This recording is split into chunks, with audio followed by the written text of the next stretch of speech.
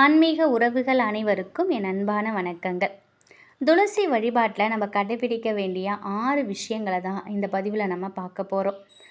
இந்துக்களோட வழிபாட்டு முறையில் ரொம்பவே விருட்சங்களை வழிபடுவது முக்கியமான ஒரு விஷயம். இதில் ரொம்ப ரொம்ப முக்கியமானது துளசி. துளசி செடியை வெறும் செடியாக பார்க்காம மகாலட்சுமி தாயாரோட அம்சமாக நினச்சி தான் நம்ம வழிபட்டுக்கிட்டு இருக்கோம். நிறைய பேர் வீட்டில் கண்டிப்பாக துளசி செடியை வச்சு வழிபடுற ஒரு வழக்கம் இன்றளவும் இருந்துக்கிட்டு தான் இருக்குது. துளசி செடி வச்சுருக்கிறவங்க கட்டாயம் இதை நீங்கள் செய்து பாருங்கள். நம்ம துளசி செடியை சாதாரணமாக நினைக்கக்கூடாது. அதை நம்ம எந்த அளவுக்கு பக்குவமாக பார்த்துக்கிறோமோ அந்த அளவுக்கு நமக்கு நன்மைகள் ஏற்படும் அதிக அளவில். துளசிக்கு நீங்கள் தண்ணீர் விடும்போது ஒரு கலசத்தில் சுத்தமான தண்ணீர் எடுத்துக்கோங்க. 2 கையாலையும் அந்த கலசத்தை பிடிச்சிக்கிட்டு ரொம்ப பணிவான முறையில் பக்தியோட துளசி செடிக்கு தண்ணீர் ஊற்றணும்.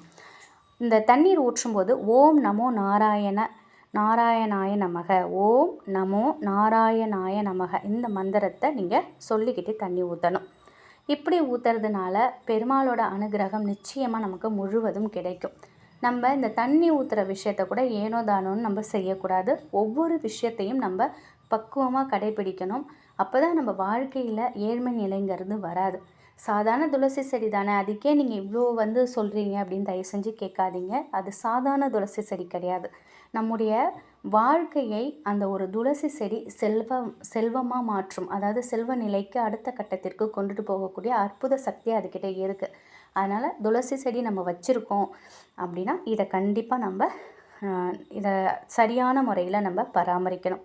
துளசி செடி மட்டும் இல்லை, துளசி செடி, மருதன செடி, மாதுளை செடி, இந்த மாதிரி செடிகளெல்லாம் நம்ம ஏனோ தானோன்னு பராமரிக்கக்கூடாது. சுத்தபத்தமாக நம்ம எந்த அளவுக்கு நம்ம அதை பராமரித்து செழிப்பாக கொண்டுட்டு போகிறோமோ அந்த அளவுக்கு நம்ம வீடும் செல்வ செழிப்போடு இருக்கும்.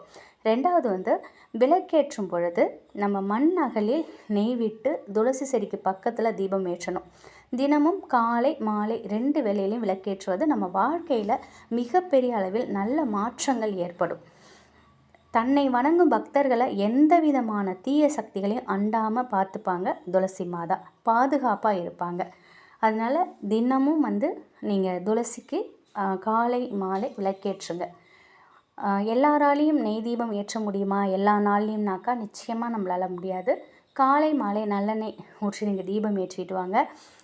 ஆனால் வெள்ளிக்கிழமை ஒரு நாளாவது கட்டாயம் துளசிக்கு நீங்கள் நெய் தீபம் ஒரு தீபம் போடுங்க.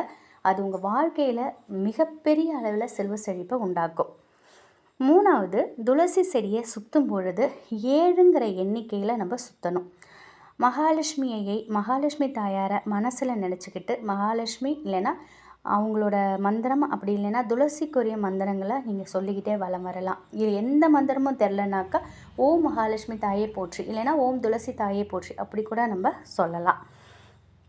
4வதாக உங்கள்கிட்ட சாலக்கிராமங்கள் வீட்டில் சில பேர் வச்சு பூஜை பண்ணிக்கிட்டு இருப்பாங்க. சாலக்கிராமம் இருந்துச்சு அப்படின்னாக்கா துளசி செடிக்கு பக்கத்துலேயே எப்போதும் சாலக்கிராமம் வச்சு வழிபடுறத நீங்கள் வழக்கமாக்கிக்கோங்க.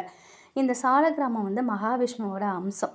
துளசியோடு சேர்த்து மகாவிஷ்ணுவை நம்ம வழிபடும் பொழுது எல்லையில்லாத பண வரவு நமக்கு அதிகரிக்கும். நம் வாழ்க்கையில் முன்னேற்றங்கள் ஒவ்வொரு விஷயத்தையும் தடை இல்லாமல் இருக்கும். நம்ம செய்யக்கூடிய காரியங்களில் எந்த தடையும் இருக்காது. 5வது துளசியோட அருளை நம்ம பெறணும்னா துளசிக்கு உரிய மரியாதையை முதல்ல நம்ம கொடுக்கணும். ஏகாதசி திதி, ஞாயிற்றுக்கிழமை, துவாதசி திதி, சதுர்தசி திதி, அமாவாசை இது போன்ற நாட்களில் துளசி இலைகளை கண்டிப்பாக பறிக்கக்கூடாது. பூஜைக்கு தேவையான துளசி இலையெல்லாம் முதல் நாளே நீங்கள் பறித்து வச்சுக்கிறது நல்லது. வெள்ளிக்கிழமையும் பறிக்கக்கூடாது. அதே மாதிரி துளசி இலைகளை அந்தி சாய்ந்ததும், அதாவது மாலை நேரத்தில் பறிக்கவே கூடாது. இதையும் ஞாபகத்தை வச்சுக்கோங்க.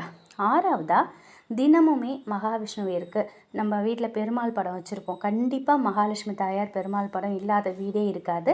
தினமும் மகாவிஷ்ணுவிற்கு துளசி இலைகளை நம்ம கொடுக்கணும். துளசி இலைகள் மூலம் நம்ம பூஜை செய்கிறது ரொம்ப ரொம்ப நல்லது. துளசியோட முழு அருளையும் நமக்கு பெற்றுக் கொடுக்கும். கிருஷ்ணர், மகாவிஷ்ணு இவங்க எல்லாருக்குமே எந்த படம் வச்சுருந்தீங்கனாலும் சரி, அவங்களுக்கு நீங்கள் துளசி இலைகளை கொண்டு அர்ச்சனை செஞ்சு வழிபடுறது வாழ்க்கையில் மிகப்பெரிய அளவில் நல்ல மாற்றத்தை கொடுக்கும். இது போன்ற விஷயங்களை என்றைக்குமே மறக்காதீங்க. துளசி செடி வந்து நம்ம வளர்த்துக்கிட்டு வந்தோம் அப்படின்னா நம் வீட்டில் பண வரவை அதிகரித்து கொடுக்கும். மகாலட்சுமி தாயாரின் வாசம் முழுவதுமாக நம் வீட்டில் இருக்கும்.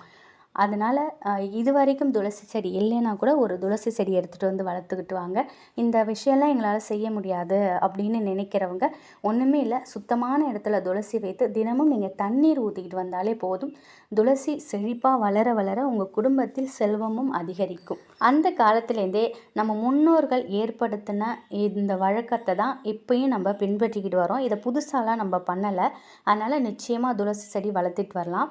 அதே மாதிரி முறையாக நீங்கள் வீட்டில் வந்து துளசி செடி வந்து வைத்து வழிபாடு செய்யணும்னு நினைக்கிறவங்க இந்த மாதிரி பூஜையை வந்து நீங்கள் துளசிக்கு பண்ணலாம். இதனால் நமக்கு மகாலட்சுமி தாயாரோட அனுகிரகம் நமக்கு கிடைக்கும். அவங்களோட அனுகிரகம் பரிபூரணமாக நமக்கு கிடைச்சதுனாக்கா பண வரவிற்கு எந்த ஒரு கஷ்டமும் நம்ம வீட்டுக்கு வராது. துளசி செடி வந்து அமாவாசை நாளில் இந்த பரிகாரத்தை நீங்கள் செய்யுங்க. எப்போதுமே வெள்ளி செவ்வாய் வந்து துளசிக்கு நம்ம பூஜை பண்ணலான்னு கேள்விப்பட்டிருப்போம். ஆனால் வந்து பண வரவை அதிகரிக்கிறதுக்கும் நான் ரொம்ப ஏழ்மையாக இருக்கேன், நான் ரொம்ப கஷ்டத்தில் இருக்கேன் அப்படின்னு நினைக்கிறவங்களுக்கு அற்புதமான ஒரு பரிகாரம். அமாவாசை நாளில் மறக்காமல் இதை செஞ்சுட்டு வாங்க. இந்த பூஜை செய்யறதுக்கு நமக்கு பசும்பாலும் 10 ரூபாய் காசும் நமக்கு தேவை. நீங்கள் ஒரு எச்சில் படாத ஒரு டம்ளர், கிளாஸ் டம்ளர், கண்ணாடி டம்ளராக பார்த்து வாங்கிக்கோங்க. சில்வர்லாம் இதுக்கு பயன்படுத்தாதீங்க, பிளாஸ்டிக்கும் பயன்படுத்தாதீங்க. கண்ணாடி டம்ளரில் சுத்தமான தண்ணீர் ஊற்றிட்டு ஒரு 3 ஸ்பூன் நீங்கள் வந்து காய்ச்சாத பசும்பாலை இந்த தண்ணீரில் சேர்த்துக்கோங்க. இப்போது நீங்கள் காயின் வச்சுருக்கீங்க பார்த்தீங்களா, 1 ரூபா காயின் இருந்தாலும் போதும். உங்கள்கிட்ட காயின் வந்து 10 ரூபாய் அல்லது 1 ரூபாய் நீங்கள் வந்து எது வேணாலும் நீங்கள் பயன்படுத்திக்கோங்க. துளசி செடியோட அடிப்பகுதியில் நீங்கள் இந்த நாணயத்தை உங்கள் கையில் இருக்கக்கூடிய காசை வச்சுருங்க. இந்த பாலில் கலந்த தண்ணீர் இருக்கு இல்லையா, அதை வந்து அபிஷேகம் செய்யணும். நீங்கள் துளசிக்கு அபிஷேகம் செய்யணும். அந்த தண்ணீர் வந்து நீங்கள் வச்சுருக்கக்கூடிய ரூபாய் நாணயத்தின் மீது படணும். இப்படி அபிஷேகம் செஞ்சதுக்கப்புறம் தீப தூபம்லாம் காட்டி உங்கள் பூஜையை நிறைவு பண்ணிக்கோங்க. நீங்கள் கற்கண்டுக்குள்ள நீங்கள் நைவேத்தியமாக நீங்கள் வச்சுக்கலாம். இந்த நாணயம் இருக்குது காசு இருக்குது பார்த்தீங்களா, அந்த காசை வந்து நீங்கள் செலவிற்கு நீங்கள் பயன்படுத்திக்கலாம்.